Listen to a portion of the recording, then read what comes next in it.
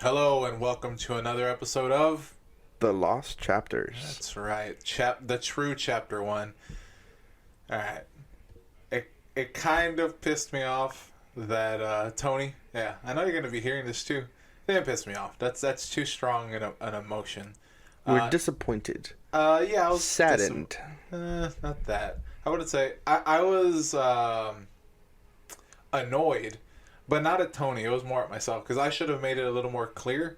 But I did put in the description, like when we, of course, do the saving of this program. I put it as number 0, and then I put prologue or prelude. But I guess that just fucking zoomed right by his head. And I was like, "Fuck! Is there any way you can change it?" And he said no. So what's done is done. What's done is done. So whatever. I don't know his episode. Fuck that. This is episode 1, chapter 1. Fucking Tony. God. Why? What did he name it? I didn't even pay attention. He put it put it as the Lost Chapters number 1, the prelude. Ah. So it's just like it doesn't make sense, and then the number 1 kind of is wonky. So I just wanted to put it the Lost Chapters, right? And then it would be chapter 1, and then the name of the episode is how I envisioned it, but that's my fault because I didn't explain that to him. I thought, just putting it on the. So you thought writing something down for our most dyslexic circle member was the right way to go about that? You're right, because I even asked him, what was the email last episode, and he fucking forgot it. And then I asked him what was the password because he may have told me the password, did not send it to me. So right before this podcast, I had to ask him again.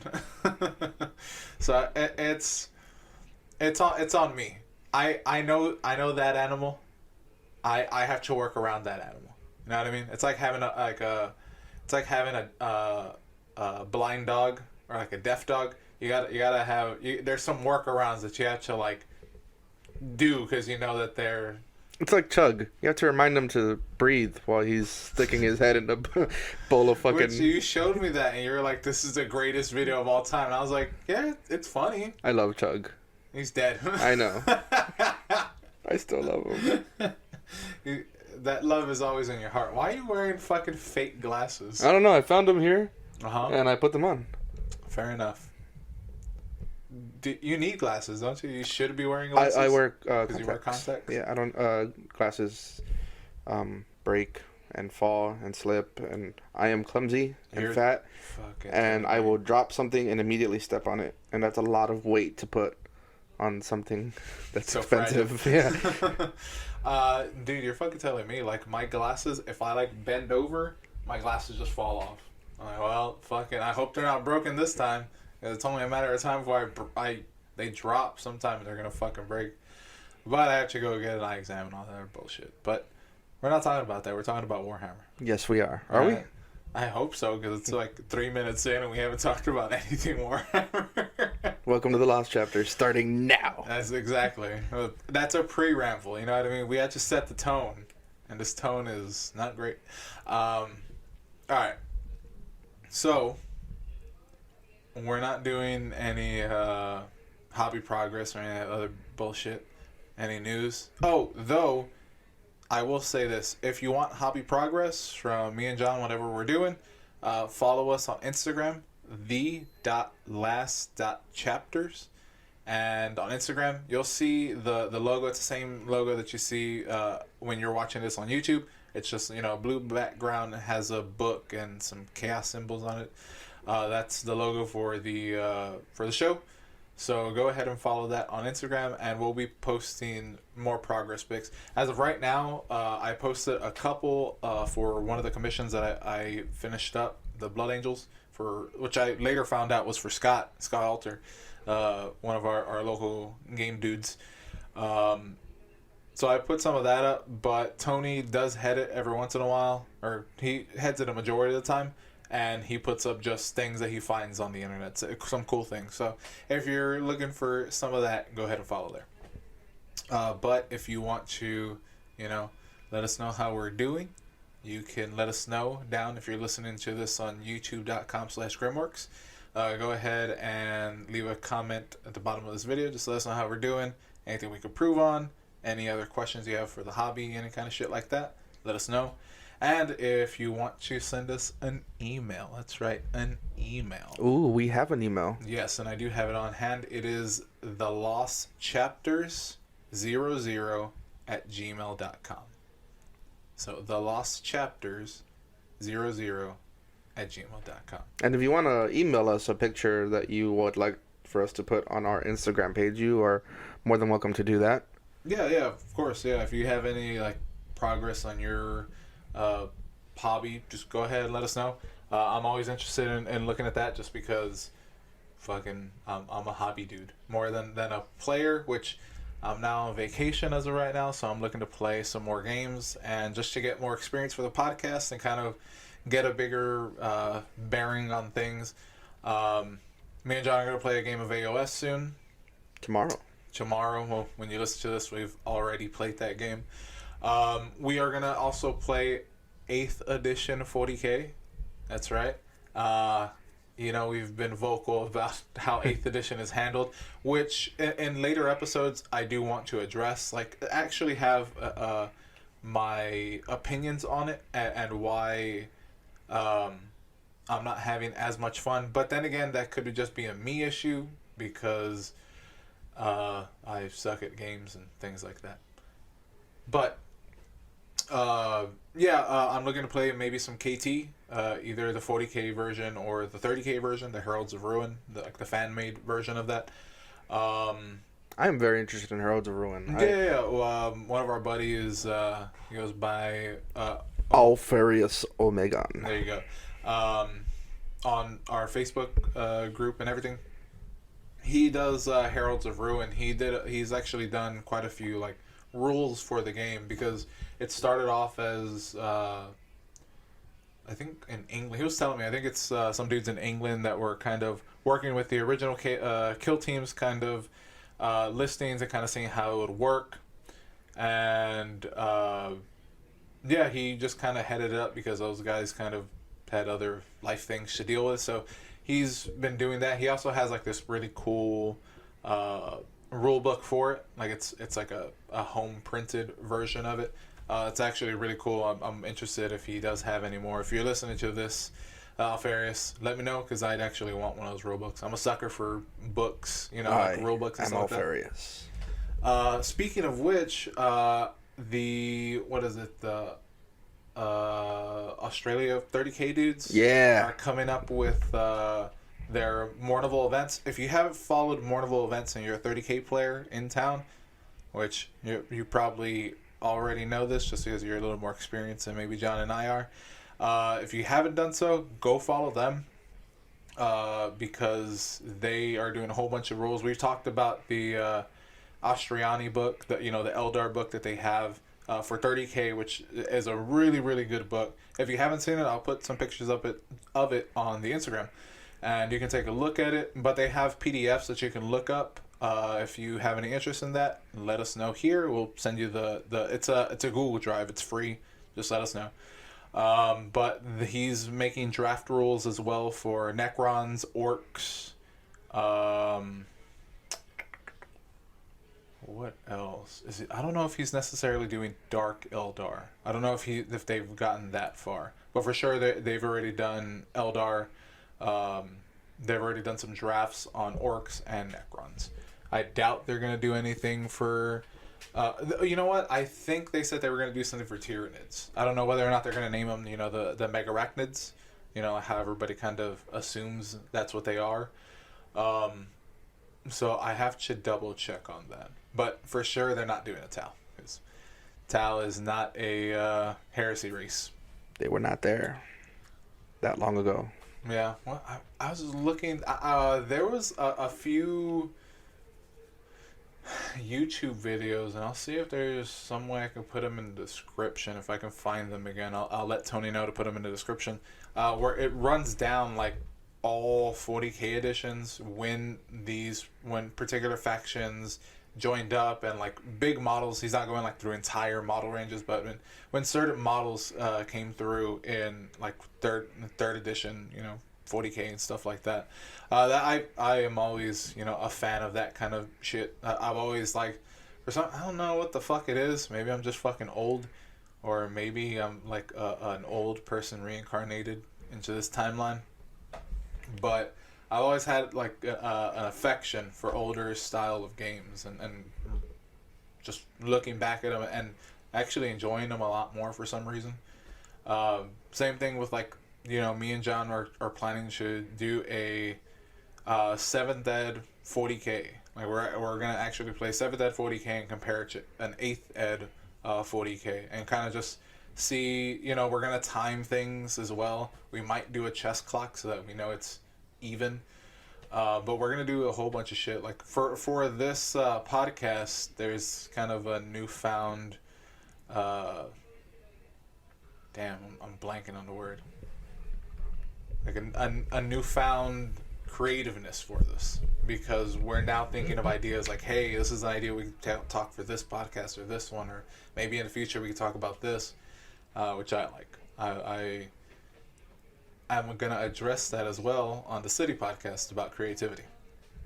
Speaking of creativity, so the Heralds of Ruin, which we were just talking about, there's rules for a whole bunch of armies, not just Astartes or Custos. Yeah, there's actually rules for Thunder Warriors, which I have been wanting to, actually only for like 2 days I've been thinking about this, about taking 8th edition Primaris Marines and using like the height of them, because Thunder Warriors are supposed to be taller than Astartes, and kind of messing with those models and making Thunder Warriors for Heralds of Ruin.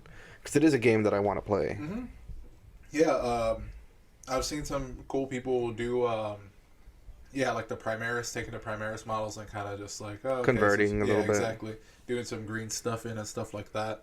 I mean, that's really cool. To be honest with you, it's I have played one game of Heralds of Ruin. It is pretty fun. Like, it does scratch another itch that maybe the current KT doesn't do, but I just got a message from one Caesar Alzaga, and he says, whenever your schedule allows, let's play some kill teams, and then we can play a game of 30K or vice versa. And he said he already told you, John, and it might be Monday. So I'm fucking down. If anything, I did not know about this. So Caesar, we'll play some KT. I forgot about this, but I know now. Yeah, I assume you're a jackass and make a lot of plans, and then you're like, oh, right, I forgot I was going to do that. I think I work Monday, but I think I work early. Fucking figure it out. Let me know. But yeah, like, so much so, we were talking about like how I like old shit. I have John, one of our buddies, Roger, which he's picking on me because I had a sweet cardigan wrapped around my neck because it's style, and he doesn't fucking know about it. And he keeps hating on skinny jeans. I'm like, fuck, man, I just don't like baggy shit. He said, what's next? Fuck, I don't know what those things are called. The one piece where the shorts are connected to the shirt. A romper? Romper, yeah. He said you're going to be wearing rompers next. No. The one reason I won't wear a romper, and it's not for the reason you think, it's because I'll probably shit in it. It's just one entire thing. So, like, to shit, I have to, like, take all of it. All of it. And then if I'm taking a shit, like, in a public place, and somebody peed on the floor, because people are animals, and I just gotta wear a pee-soaked fucking romper, that ain't happening. Plus, I don't know. I don't even like wearing regular shorts. I like wearing gym shorts, because, well, fuck it, they're gym shorts. But, like, shorts? Nah, ain't for me. But X was just selling some of his older things, and he had a Tamarkan book. Tamarkan Forge World fantasy book. It's where the Chaos Dwarves, all that kind of shit first came out. I have one already. I bought one on eBay. I don't know. It was probably last year sometime. I bid on it thinking somebody's gonna outbid me. I won it, and I was like, shit, now I gotta come up with $80. So I bought it, and then X was selling his, and I was like, god damn, well, it's only he sold it for 25. So I was like, all right, fuck it, I'll buy it for 25. Nobody else is gonna buy it. So boom, I got it, and it's in better condition than the one I fucking got off of eBay that I paid more money for. So I was like, God damn it! If I would have known, I should have just. This goes to show you, people in your local scene. Go ahead and put it up. Everybody has a fucking sell by page, especially here in San Antonio. Just fucking put it up. Somebody probably has it, and they're probably willing to make a deal. Mm-hmm. Check there. I've fucking eBay's fucked me for the last time. Not really. I'm still. I was debating with John that they have the Heresy campaign books, and somebody had all 8 of them for $800, which I think sold by now. But I was debating hardcore of like maxing out a credit card, saying "fuck it, I'll deal with it later," because I want those books so badly. Especially they were hardcover, and even some of like I think book 3 already. If you look on Forge World, it's not available anymore. So hardcovers are like going away completely, which upsets me because I like the hardcovers. I want the hardcovers, and now I'm gonna have to pay a premium because I joined in late. Kind of sucks, but I guess that's what. I guess fuck me, right? That's what I get for joining something fucking late, like an asshole. Thanks, Forge World, cocksuckers. But we are gonna talk about. Bum, bum, bum. Oh, John, you're fucking me here, buddy. And I didn't add into this conversation. My voice has gone hoarse. Horace? Little horse. Accident. Yeah, we're gonna talk about the armies that we play in 30K, and some of the good things about them, some of the not so good things about them, and how we found little workarounds. So, John, you want to go first?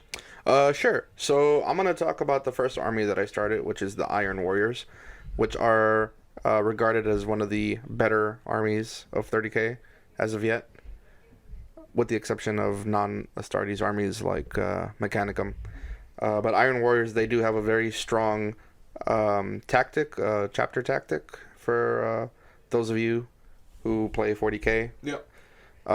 So basically, in 7th edition, for those of you who don't remember, and earlier editions, you have to take morale throughout your turn and your opponent's turn, not just at the end of turn. So at the end of the shooting phase, if you lost some dudes in a unit, that unit would have to take a morale test.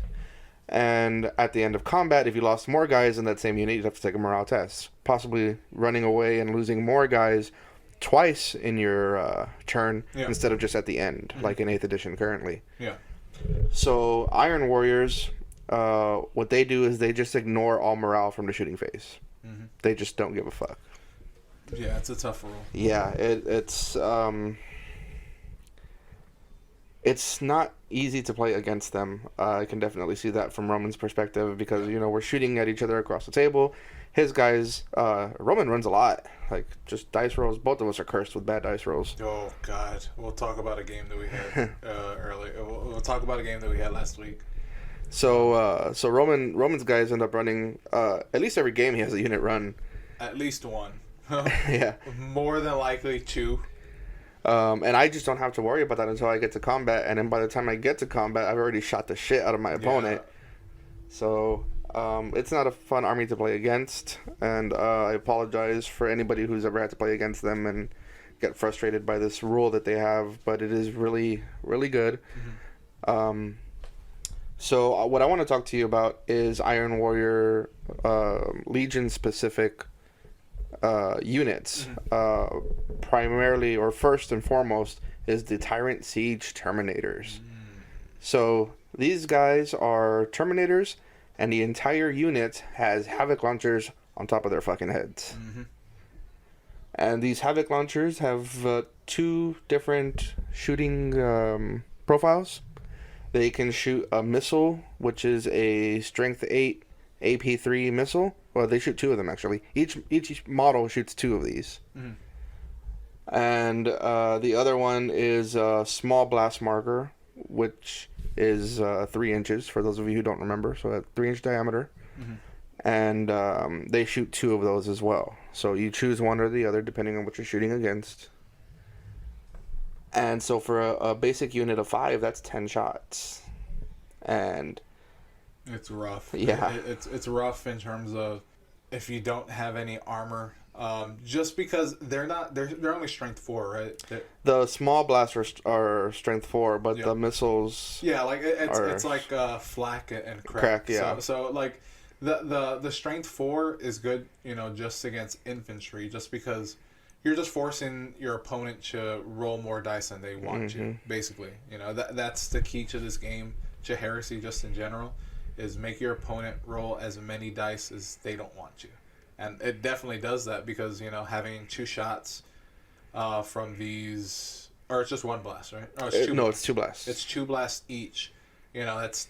In a 5-man, just a 5-man, it's 10 blasts. And sure, some of them are going to, scatter off. And what have you. But a majority of the time, they're going to be hitting what they're going to do. If anything, maybe like 7 out of 10 are going to hit.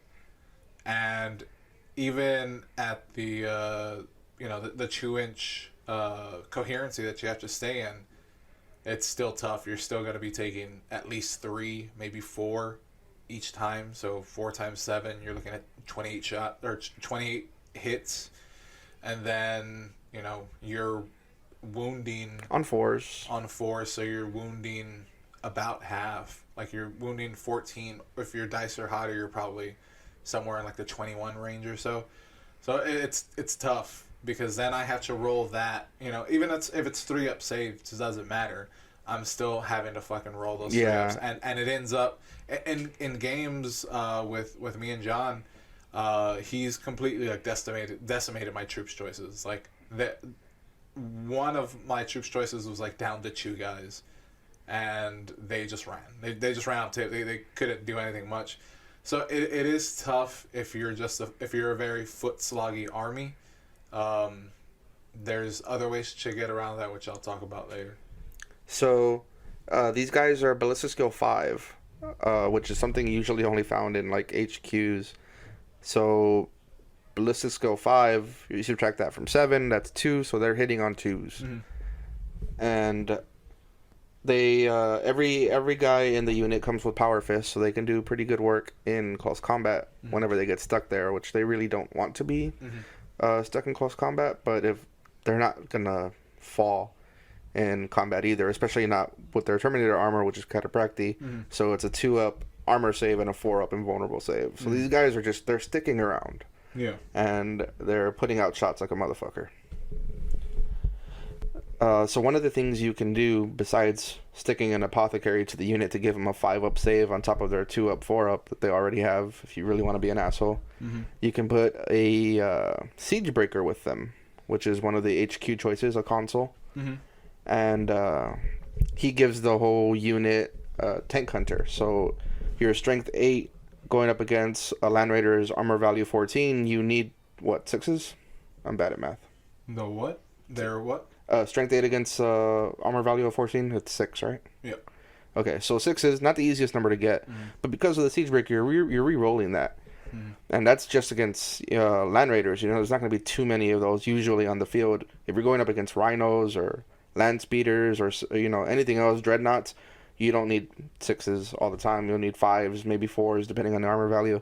And just the fact that one character lets you re-roll those, it makes them a really devastating squad. Yeah.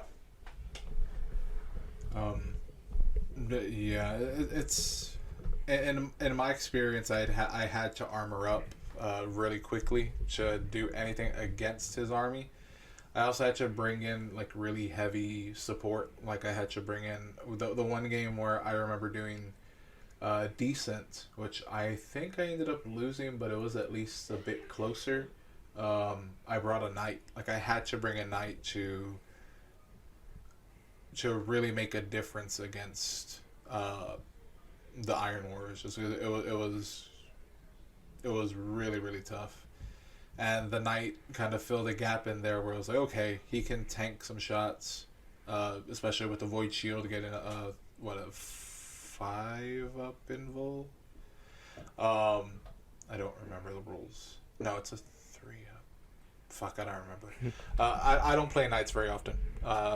That's another kind of issue in itself in Heresy. But Yeah, that's when I did decent. Once I got the Spartan, thanks to John, he gave me a Spartan, and I rehabilitated it. I started doing a bit better. That Spartan's no joke, man. The Spartan is tough. Like it's especially in the Sons of Horus. I think it's something that you really need. But I'll talk about that in a bit. Is there anything else you want to talk about? Yeah, so Iron Warriors also have Iron Havocs, which you may recognize the term Havocs from 40K. It's the Devastator squad of Chaos Space Marines. So the Iron Warriors are actually the ones who developed the Iron Havocs, the first Chaos Havocs. And they are taken from the best marksmen in the Legion, and they just put them all together in one unit, and they're like, all right, guys, you guys are going to fucking shoot shit.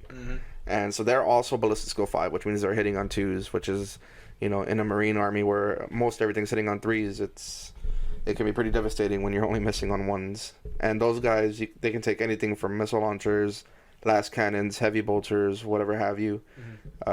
So they're not like a fancy Legion specific unit, but they certainly get the job done. I put 5 las cannons on a 5-man squad. The captain or lieutenant, whatever, takes the heavy weapon also, unlike the 40K variant. So you got 5 las cannons coming at you, or 5 missile launchers, and they do work. So I like to run one of each, and they usually bring something down. And I want to say that's kind of it for our Legion specific Marines. We have the Perturable's automata. I forget what they're called. Castellax? Yeah, the Castellax Iron Circle Decimators or something like that. Yeah. I don't know. Basically, they just have a shield and a big hammer and a heavy bolter slung over their shoulder. Yeah. And if you take them as Perturable's bodyguard, they get better stats. Perturable himself being the Primarch for the Iron Warriors. He's not a big beat stick. He's more of a support piece. He does have a big fucking hammer if you pay the extra points, which was Ferrus Manus' hammer after he got his head taken off. And so it's a strong weapon, obviously, but it is too big for him. Apparently, Ferrus is the only one who can wield it with the speed intended for it. So Perturable, when he's using it, does hit at initiative 1. But it's a strong enough weapon. It's definitely going to crack open, a Land Raider or something. Yeah, for sure. But he doesn't have as many attacks as some of the other Primarchs. Definitely can't go toe-to-toe with somebody like Horus. But he is a very good support piece. He gives all your Terminators the Deep Strike special rule. Brings in orbital bombardment. He's a very good support piece. Yeah. If he does have to get tied into combat, maybe he'll be able to hold his own against another Primarch. But if the battle goes on too long, I'll definitely end up on the losing side of it. Yeah. It's very much a war of attrition for against the Iron Warriors. You're gonna lose a lot of things, and that's Heresy in general. Heresy is a very killy game, but more so against Iron Warriors. You're gonna be taking a lot unless you are armored up in some way or another, or you have some deep strike kind of shenanigans. Yeah, and then Perturable being the fucking bitch that he is, if you're playing a 3,000 point or more game, he actually takes a dedicated transport in the form of a Shadow Sword. Yeah, that thing is fucking nasty. So Iron Warriors definitely, they don't have as many specific toys as some of the other Legions, but what they have is fucking devastating. Yeah. And then we have my favorite Rite of War for the Iron Warriors. Iron Warriors are the only ones that can take this Rite of War. It's called the Iron Fire. And it's based off of barrage weapons. Yeah. So wherever a barrage weapon lands, you leave a marker. And I want to say within 12 inches, I believe, all of your units getting fearless within that bubble. And then your barrage markers scatter one less scatter die. Gotcha. When one of your troops can see where it's supposed to hit. Gotcha. So with line of sight. Yeah, so you're already walking across the field safely because you don't run away from getting shot at, and then once you get within range of these blast markers, you just become fearless, and that is truly devastating in this game because there is no "and they shall know no fear." Nobody has it. Yeah. Everybody gets scared. Everybody runs away eventually. Not the Iron Warriors. Yeah, it's tough against them.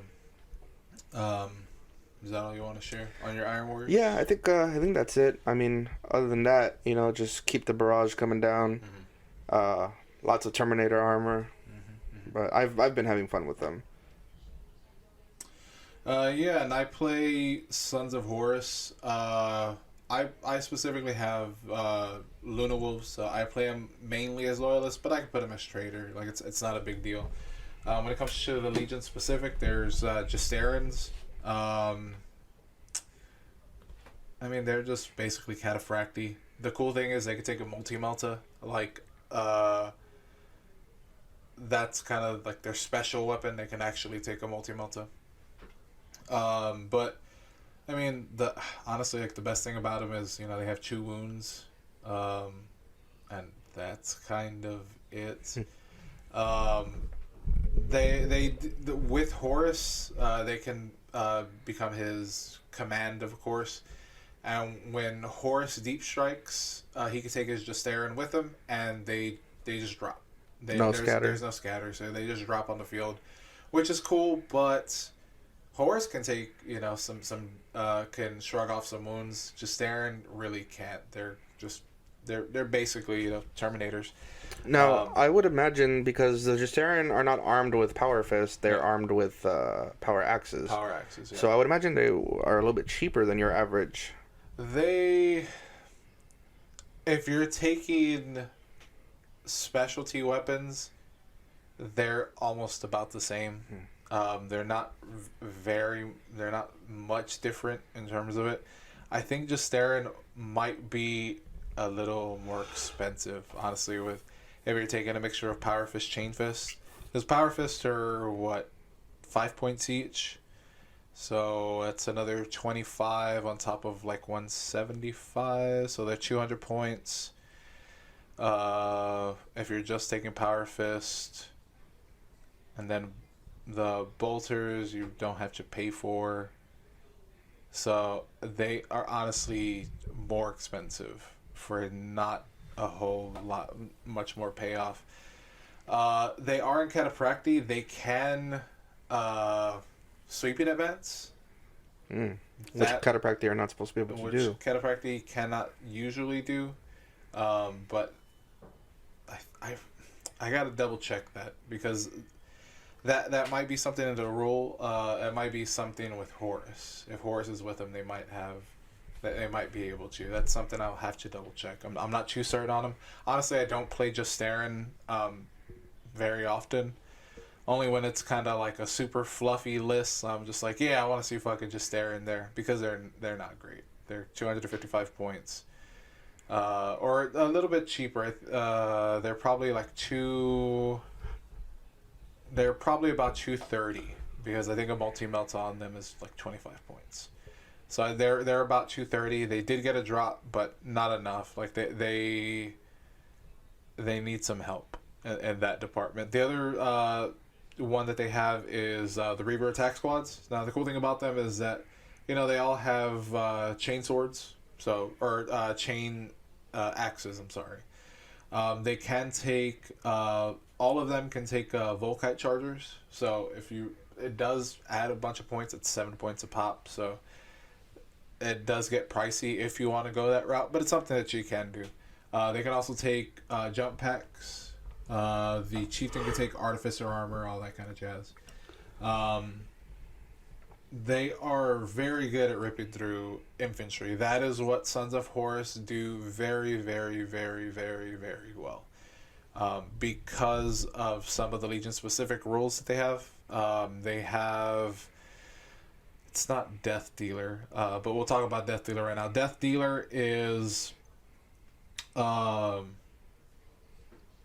if you're within 12 inches of another of an enemy unit, you get +1 to your ballistic skill if it's a rapid fire or an assault weapon. I believe pistol as well. So you get +1. So they can hit at ballistic skill 5, which is good, because they'll be hitting on choose. The Bitter Pride is what it. No, it's not Bitter Pride. It is Merciless Fighter. Merciless Fighter is their close combat rule. If they outnumber a enemy unit at initiative 1, they can strike again.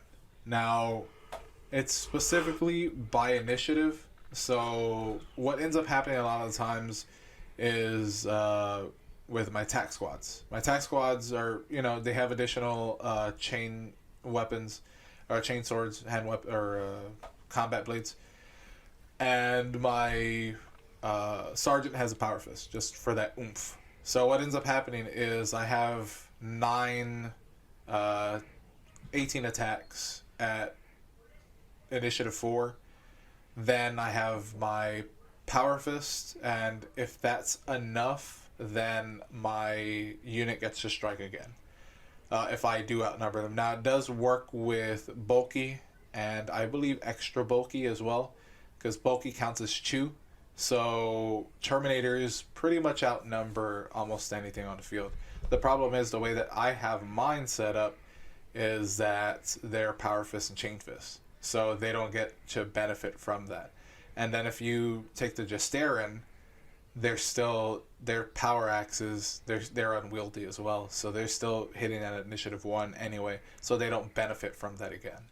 They don't benefit from the extra attack, which kind of sucks. But it is what it is. That's pretty much it for their Legion specific. When you get into their Rites of War, they have 2 of them. The one that I'm more familiar with is the Long March, and I think it might be I'm hesitant to say it's the better one. No, actually, which one's I'm trying to refresh myself. This is and it's a trader only is the thing. So it can only be used if you're a trader. Depending on when you begin where your units begin their turn, they get different rules. So in your deployment zone, they gain Relentless. In the No Man's Land, it is Fleet, and then the one that you really want to take the most of, that you really want most of all, is Crusader in the enemy deployment zone. So it pays off to have like drop pod stuff, mainly things like the Reavers in the Charybdis, because you can jam pack a few of them in there with jetpacks or anything, and that's up to you. I wouldn't take the jetpacks just because if you're already taking the Charybdis, you're sinking a lot of points to something that's very one use kind of thing. But they get to take care of Crusader, which is really, really good. Ask Emperor's Children players if Crusader is good, because it is. But yeah, that's the thing with that one. That's probably the better one, though. The one I end up liking more is believe it's the Black Reaving, because the Black Reaving I personally like more just because you have to take a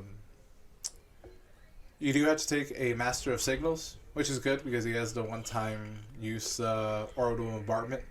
But if you pair him up with a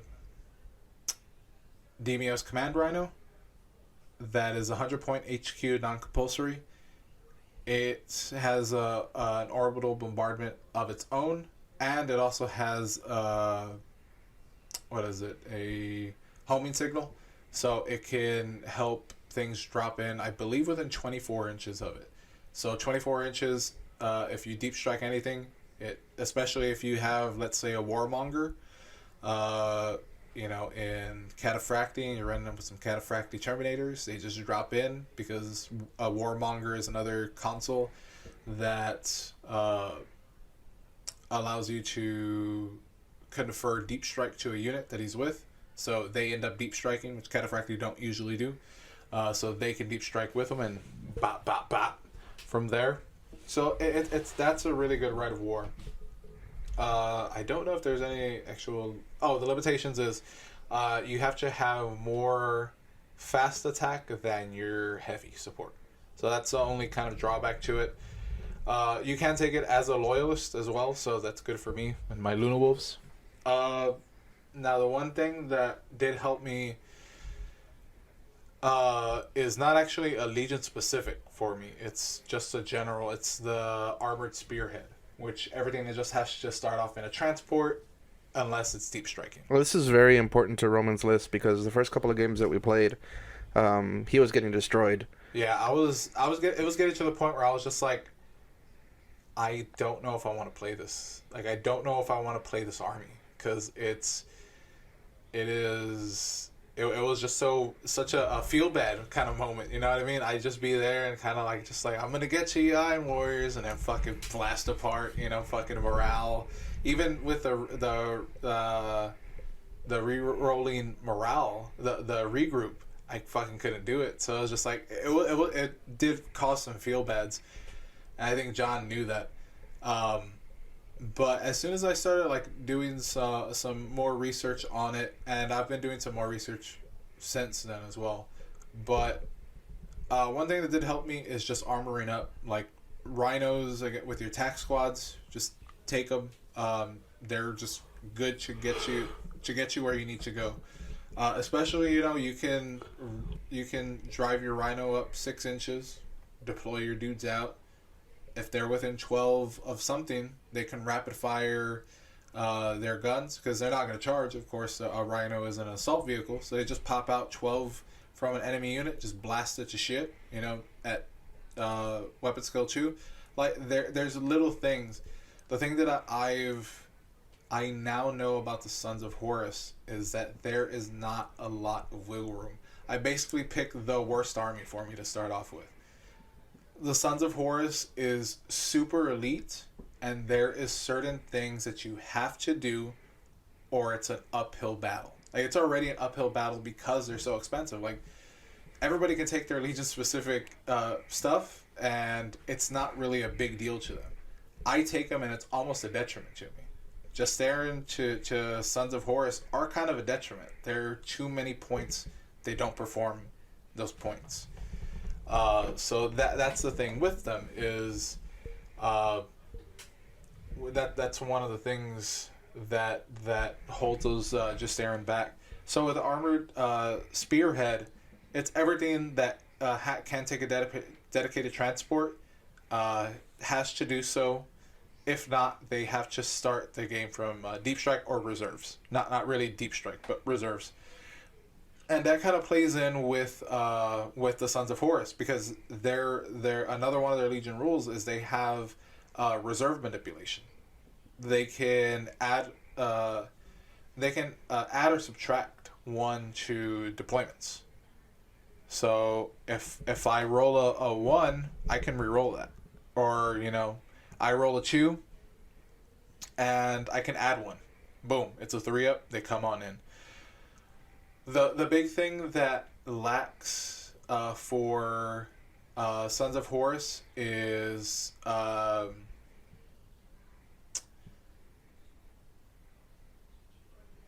tank killing, like, you know, armor kill, because they're very good at infantry killing, like, you know, because of their death dealer and their merciless fighter. They have a good infantry kind of kill. When it comes to big things like cracking open land raiders and things like that, they have a really hard time with. So the way that you actually get around that is with certain fast attacks or heavy supports. You want to take things that are just AP2. Like you want to get high strength, low AP when it comes to them. So I'm building up some Outrider bikes with some plasma guns. Twin link plasma, they are pricey, so you want to sprinkle them in a list. You don't want to have like, all right, I'm just gonna do fucking sky what is it, the Skyfire Phalanx or whatever the hell, where you take the jet bikes. as troops choices. You don't want to do that. It gets way too expensive for Sons of Horus. And again, they're not super great. Those tend to not be great in combat, which becomes a problem because Sons of Horus really rely on their combat. So, but you do want to sprinkle in like the jet bikes, the heavy version where they can all take a heavy gun. You want to take like multi-melta or yeah, they have multi-melta, I believe, and a plasma cannon. They have multi-melta, plasma cannon, heavy bolter. The heavy bolter's free. Yeah. You upgrade to no, the heavy bolter is the fast attack. Sorry. So the multi-melta is free. Okay. And then you can upgrade to the plasma cannon or the culverin, the Devil Great culverin. That's right. The Volkite weapon. But yeah, that's the thing is like if you sprinkle them in the list, they're gonna be really good. So I don't think I'm gonna use jet bikes for them. I'm saving my jet bikes for Dark Angels. Which is gonna be my next army. Shut the fuck up. Those rules that they're just like kind of drip dropping out of the urethra. The Warhammer community are really good, and they have like a lot of cool fluff in there. Like they have the different wings and how they're gonna like little hints at how they'll function, which is really really cool, which I love. And then the models are fucking awesome to boot. So with Sons of Horus, you want fast, you want anti-armor, you really want to fuck up tanks. Like that's gonna be your biggest thing. The best thing, and I need to get it fucking ASAP. I need to get it as soon as possible. Is either Primaris Lightning jet fighter, or to a lesser extent the Xiphon. I like the look of the Xiphon. I think it's a really cool pattern of flyer, but the Primaris is cheaper, offers that anti tank kind of capability, is also a fast attack, so it can jet around the board, take out key things or strip out hull points for little things. Maybe jet bikes can make their way there as well, or regular bikers, outriders. So that's the key to the list, is you have to prioritize what is the thing that's going to fuck me up the most. Like, you really have to deploy correctly with Sons of Horus, which I haven't figured out yet. Like, I have to play more games, and that's what this vacation I kind of planned on doing, is playing as much Heresy as I can and improving the aspects of my gameplay, because I love this game. I want to get better at it, and I especially love my Luna Wolves. I put a lot of love into that paint scheme. A lot of fucking major mistakes on how to do that off-white, the ivory that I do. So I love the army. I just have to play a lot more. I have to get better at it, and I have to understand that I have to understand the gaps in my gameplay is all it is. I have to understand, like take for instance, we'll move into the games played, because that's pretty much it for Sons of Horus. You're really good at killing infantry. You struggle with fast attack and killing tanks. And if you can get like the jet fighter or the Xiphon or the jet bikes or outriders, sprinkle them into a list, they'll kind of help you out, especially if you're doing the long march, because the long march you get rage when if something is in combat already and you charge another unit into them, they gain the rage. So another attack basically. So that's great. You're just piling on those attacks, and again making like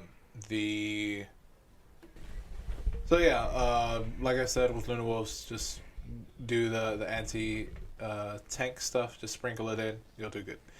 Again, unforgiving in terms of strategy, like placement and all that kind of stuff, which is good because I do want to play old school fantasy, and that's all about fucking placement. That's all about deployment and movement, so it's only gonna make me a better gamer. But yeah, going into games played in these last few minutes that we have of the podcast.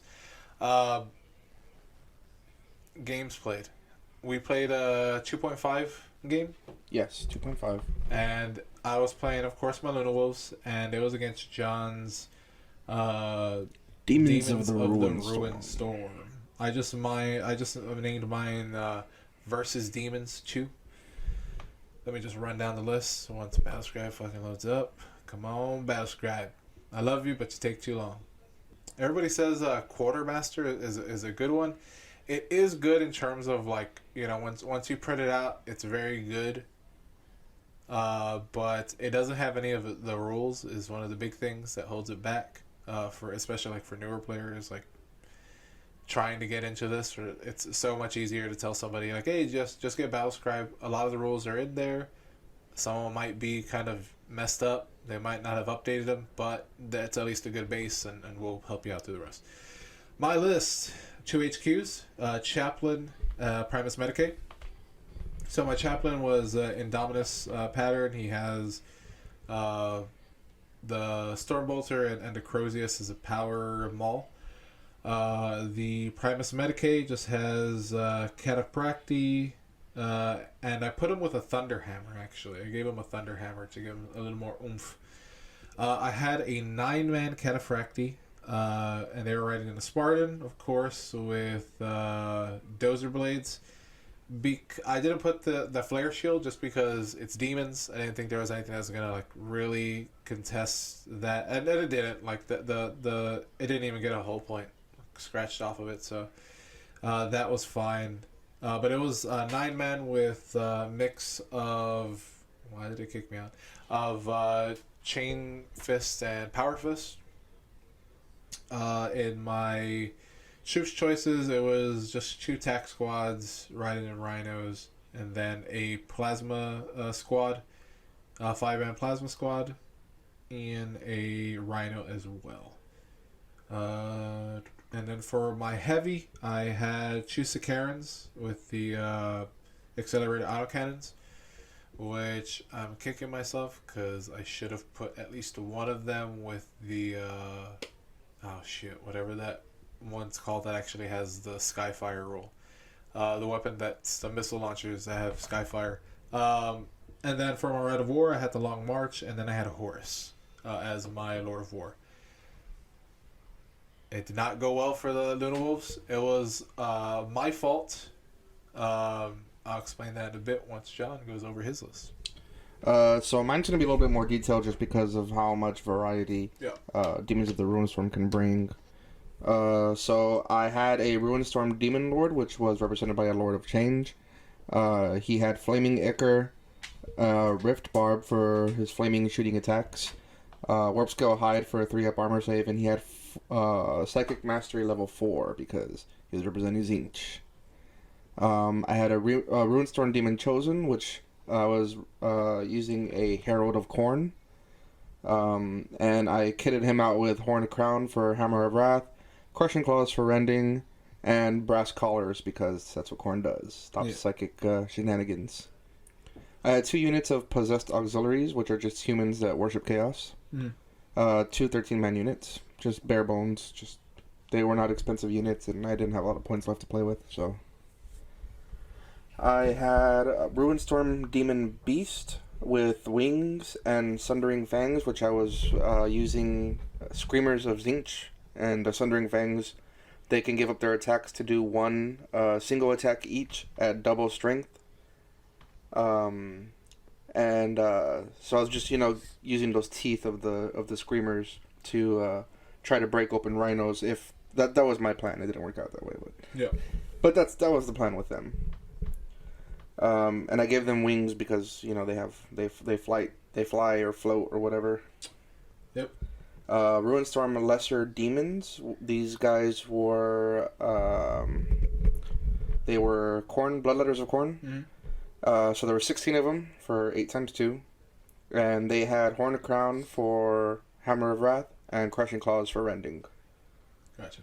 I had a 9-man unit of Ruinstorm Lesser Demons, which were Pink Horrors, and they simply had Warp Scions, which made them a mastery level of 1. And this guy kind of let me down a bit, and I realized my mistake with him. fairly quickly. I think he can do better in future games if I use him the right way. The Nurgle Shrike, which is the Ruinstorm Demon Shrike, which is basically a demon prince.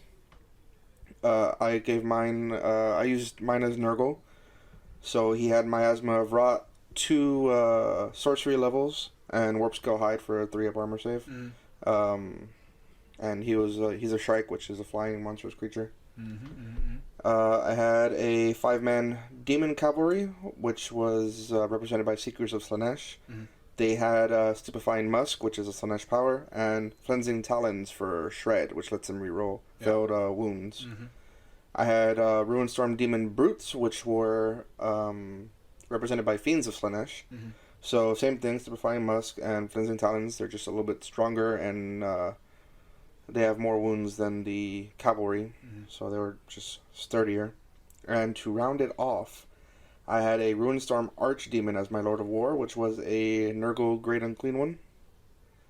And he had Psychic Mastery 4, 3-up Invulnerable save in close combat, a 4-up in shooting, and a 2-up armor save. And that guy, I was disappointed with my power rolls for him, because he can take 4 powers, but he actually adds his remaining wounds to the warp charge instead of his 4 that he has for his Psychic Mastery. So early game, he was just putting out 10 dice for me to roll. Unfortunately, I got stuck with Hemorrhage, which is never a good power to use against Space Marines because toughness 4. And I got Lifesteal, which I didn't really use in the game. So not the powers I was hoping for, but he definitely... He went toe-to-toe with Horus. He lost the battle, but he tied him up for a while, you know? Yeah, that was the surprising thing, is I thought Horus would kind of just, like, be able to run through him fairly quickly, you know? I didn't... Best case, I was like, he can maybe one-shot him. Like, he can definitely try to one-shot him, especially with the Terminator unit that I had, and I had a chaplain with them, so I was just like, yeah, they can reroll, or not Horus, but, like, everybody else can reroll. So I think we're good. But I was like, best case scenario, he'll one-shot him. More than likely, it's going to be 2 turns. He tied him up for 3 turns. Like, it was... And I was very just... By the end of that game, I was like, I was frustrated because I was like, well, there's nothing I can do. Like, I can't... Because it was... I believe it's Shattered Dominion? I can't remember. It's basically just 5 objectives at the beginning of each turn. You count a point. I was trying to get the little demons off of objective points, try to contest them, and then of course try to take them over. That just didn't happen. You know, my plasmas just kind of grazed the flamers is what ended up happening. The Demon Prince fucking whiffed every turn. Like, it finally killed it we called it, I think, at the bottom of turn 4. I think we called it. Yeah, my problem there was I was expecting a 7th edition Demon Prince, and I didn't realize I probably should have paid more attention to his stat lines. Yeah. Because Initiative 4, Weapon Skill 4, he was swinging at the same time as the Marines. Yeah. And with the same prowess, and a 10-man tax squad just tied him down almost the whole game. Yeah. So they did that, like, kind of well, but I honestly thought that I would at least get 1 point from them. Like, they'd blast the flamers off the table, and then they'd deal with the Demon Prince, which, you know, if things had gone the same way, they would have at least tied him up and maybe whittled him down. Like, little by little, they might have whittled him down. The biggest disappointment by far, and it was just kind of the luck of it, I couldn't really help it, was the Sicarans. With accelerator autocannons, John just moved his big flying asshole bird, and it was flying, so I can't touch it. So I'm just like, well, it's fucked. Like, those things are pretty much done. Like, they really can't do much. He destroyed one fucking second turn and blew up. It caused another wound, and it chained into losing both Sakarans. Where I was just like, well, all right, I guess. I was super disappointed about it. Like, that really deflated me where I was just like, I don't think I can win now. Because I needed that firepower. I need to be able to, like... I needed them not to necessarily take out that Demon Prince. I need him to take down... Or not that whatever he's classified as. The Lord of Change. Lord of Change. I needed him to... I just needed them to shoot infantry. I just needed him to, like, get rid of infantry. That's all I needed him for. But just the way it happens... And the psychic phase is a real thing. Like, it really is. There's really not much you could do about it. You could they could, like, Demons of the Runestorm, just cast, and there's not much you could do about it because there's not really a way to shut down psychic. You can have another psyker and it'll help you out. You can have a librarian and it'll help you out a bit, but you're not gonna do anything in that magic in the psychic phase. There is a console now, which you can try out next time. You know, I'm gonna play Demons. Yeah. But the guy with hexagrammic words, the console specifically made for taking down demons. Yeah. From Malevolence, I think. Okay. Yeah. And that's fine. That's fine. That's only one unit. Yeah. It's not gonna do shit against a whole army. You know what I mean? It's tough. But it's at least something that could help. So.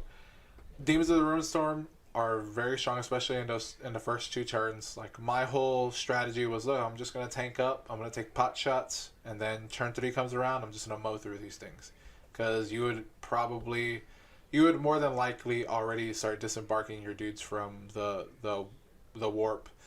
So I was like, all right, I could tank till turn 3. As soon as my Sakarans got decimated, I was like, well, I can't wait till turn 3 anymore. I have to start making up ground, and that was my downfall. I relied so much on those Sakarans, not on actually getting things to where they need to be to at least, like, drive in hard and cap zones. And because the thing is, like, those the little demons didn't do shit. Like, there were nothing. It's literally like just those 2 big pieces. The Nurgle thing held me up because it has, like, its 5-up Feel No Pain that's re-rollable because it's within so many inches of the warp. I don't remember what they're called specifically, but the little warp placements that they deploy out of. So if you're within 12 of it, you get a re-roll on your Feel No Pain. Invulnerables. On your invulnerables. So I was like, oh, okay. So, like, he's just gonna be re-rolling, and it worked out okay, but I really needed him to go down in 2 turns. Like, if he had gone down at the end of turn 3, that game could have swung. Like, it could have easily swung in my favor, but it didn't. Like, you held on, and he held on until the bottom of turn 4, where at that point I was like, there's no way I can cap it. You already had, like, 6 points to, like, my 1. I was like, there's just no way. Even it does go to 6 turns. I'd have to cap, like, I'd have to cap at least 3 of them and hold them for 2 turns. Yeah, I mean, that army, I was just putting out, like you said, so many warp charges. Yeah. And the bulk of the army was that HQ and the Lord of War, and the other guys were just able to hold objectives. The fucking cultists didn't even do shit. They just hid behind rocks because they get really scared. Yeah. They definitely do not stay still in morale phase. But yeah, and that's the tough one. That is the one where I was like, that's where I realized, like, oh, I definitely need fast attack, and I need something to deal big hits with low AP. Like, I really need that.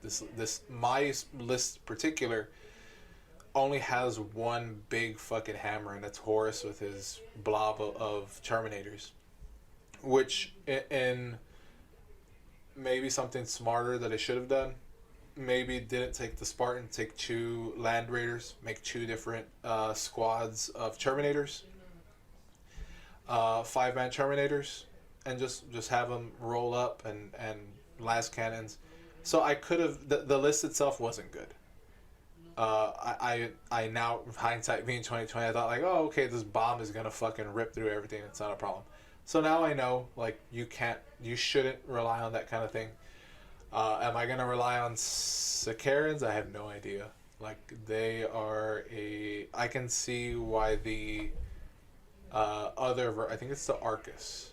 The one with the Punisher, or the one with the one with the missile launcher. Like, that one, I've heard, is the most bang for your buck because it's heavy. I think it's strength 8, AP 2. I think it's basically a Melta, but it has Skyfire. So it's like, oh, okay, you can just take out like certain flying targets. If you had taken the Duradeo, I would have been scared of that. Yeah. Because that thing, if it doesn't move, it can Skyfire, and then you have yours kitted with las cannons. Yeah. So I was just like, okay, like there's certain things that I'm gonna have to deal with, and flying is a thing. Like, it's maybe doesn't come up as often, but it is a thing that maybe I should start thinking about in my list, just as a kind of a just in case. Yeah, I mean, especially moving forward. Right now, we're both good with our troops. Yeah. Right now, we're both building up boxes. Vehicles. Yeah. And after vehicles, the next step is going to be flyers. I definitely want some flyers. Yeah, I definitely need to get, like I said, I need to get those Primaris Lightning, especially for Sons of Horus. I definitely need them. If not the Xiphons. Xiphons are, I think, a little more just heftier. Like, they can maybe take another whole point or so. But I mean, definitely looking into those flyers. 1, maybe 2. I mean, 2 might be a little bit excessive. But at least 1 will fill in a huge gap. And then just kind of trying out different rights of war and seeing how I kind of like them. I had this idea of having like a drop pod assault for Sons of Horus. Not great, because they're just gonna like land, sit there, probably get shot to fuck. Yeah, an army that relies on charging can't charge out of a drop pod. Exactly. So I was just like, yeah, well, and I'm like, oh, you could take fucking Dreadclaws. I'm like, Dreadclaws are fucking 300 points. Get the fuck out of here. And then the same thing with Land Raiders, like 250 for a Land Raider. I'm like, ugh. 250 to transport a 10-man tactical. Ain't great. But maybe a veteran squad that can take, specialty melee weapons, specialty like a heavy bolter kind of things like that. They can probably that's maybe another build, and maybe that's something else that I'll maybe build into later. I have a ton of Mark III. I know I'm going to be using them for my Dark Angels, but I'll have a couple of extra that I can use for Sons of Horus, and maybe they'll be my veteran squads, and maybe that's another way that I can kind of do it. That's the fun of Heresy. Like, that's the fun right now of like, oh, like maybe I can do this list. The disappointing thing is I need to play more games. I need to get better. I need to realize what I'm doing wrong and then fill in that gap. And then there's going to be another hole, fill in that gap. And it's kind of just the trial and error of kind of wargaming. I've never been the best fucking player ever. Every game I play, I fucking suck. But I want to get better so I can make sure that I make it a game, not a blowout. That's all I want. I just wanted to make it a game, not a blowout. So little by little, I'll start filling in those gaps and becoming a more well-rounded player. Hopefully with Sons of Horus, I can really get my deployments right. I want to do a few things where, like, the deployment game, you know what I mean, where you deploy your armies, you play out one turn, kind of theory hammer it out from there, and be like, okay, I lost, let's re-rack, and then you just deploy again and do that. I think that would really help me with deployment, because deployment is by far the worst thing I'm at. Like, in wargaming, deployment is the most fucking god-awful point. It's not hard for me, because I'm like, can I see more than half the map from up here with this guy with this big gun? Good. Let me put this guy up here where I can see more than half the fucking field with his big gun. It's like, okay, can they make a quick exit from, like, behind this rock or behind this ruin? Can they make a quick exit? Can they start shrugging up the field? Should I just maybe, take the chance and keep them, like, in open so that they can just haul ass to the enemy lines? Like, I'm trying to figure all that out. Especially with the close combat army. If you have any suggestions, put them down in the comments below just so I know what's going on. But other than that, I think that'll wrap up this. I do have an announcement. So this is going to be for our Red Starians, our our battle brothers and sisters here in San Antonio. But also, I'll probably put up something in the South Texas Horus Heresy. See if anybody from a neighboring city wants to come and join us for the day. But I'm going to be heading Red Star Gaming's first, to my knowledge, painting competition. Ooh. Obviously, we haven't been with the group for as long as a lot of the other people that we hang out with. But I mean, it's good. It's been a good, what, 6 years now? 7 years we've been playing? When did 7th Ed drop for 40K? It's been a while. Yeah. I think it was I want to say it's 2013. So I think 7 years. Yeah. So, to the best of my knowledge, this will be Red Star Gaming's first painting competition. Ooh. And it's going to happen in April. I don't have an exact date. It's definitely going to be on a Saturday. I just got to narrow down with Heroes Retreat, see which day they have available, and lock it in for us. And so I'm going to have a picture guide for you on Red Star Gaming, so that you can see kind of like what I'm talking about when I say painting competition. So we're going to do it the same way we do the Mournival Weekly Escalation League, where it's a $10 pay-in. That seems to be like the sweet spot for most of the things that we do. $10 to get in. So you have from the time you hear this until whatever weekend in April that we pick to get your model or diorama or models or whatever ready. And it's going to be open to any basically tabletop gaming miniature. So it can be Necromunda, it can be Blood Bowl, it can be 30K, 40K, War Hordes, War Machine. What's the one I asked you about earlier with the cowboy? Oh, Malifaux? Yeah, Malifaux. Just whatever have you. Whatever, Lord of the Rings. Whatever tabletop game that you play and you have an idea for painting up something really nice, you go ahead and submit it. We're all going to get together on this day, and there'll be open play on the gaming tables, and then we'll set up all the miniatures on the white tables to be judged. There's going to be a point system, which will be made available for everybody, so you can see what we're judging you on. And there's going to be 3 main judges and 1 backup judge. So the backup judge is there for those of us who are judging but also want to participate. Yeah. So that I don't judge my own piece and give me top scores. The backup judge will judge my piece for me, and he'll judge Roman's piece for Roman. Yep. And whoever else is going to be a judge. So best believe I'm joining in that competition. Yeah. So you'll take the score of all 3 judges, add them together, and we'll have a first, second, and third place. So that's the basics of how that is going to work. So it can be, you can enter whatever you want. It could be as big as a knight or as small as a halfling. You definitely are going to get extra points for like conversions and kit bashing and stuff like that. So if you want to make like a diorama of 2 warriors fighting it out, you can have Abaddon versus Marnius Calgar, both of them with their new models just punching each other in the face. Oh yeah. Just create and paint whatever it is you want to do, whatever you think is going to win you the most points. So I hope that this is something that a lot of you are going to be interested in. And good luck. Happy painting. I didn't want to say that we have 1 comment from our last video. Oh, somebody commented. Somebody listened. That's right. And it's no one other than our close and powerful friend, the Prune. Oh. So, if you listen to the City Podcast, Prune is a regular contributor there. He said a 4-month hiatus. So we were gone for 4 months. It seems longer. Yeah, it seems longer. Oh, I'd like to also thank Prune for the Christmas present he gave me. I believe, I have to double check, but I believe it is the Warhammer Fantasy 6th edition rulebook. And as most of you know,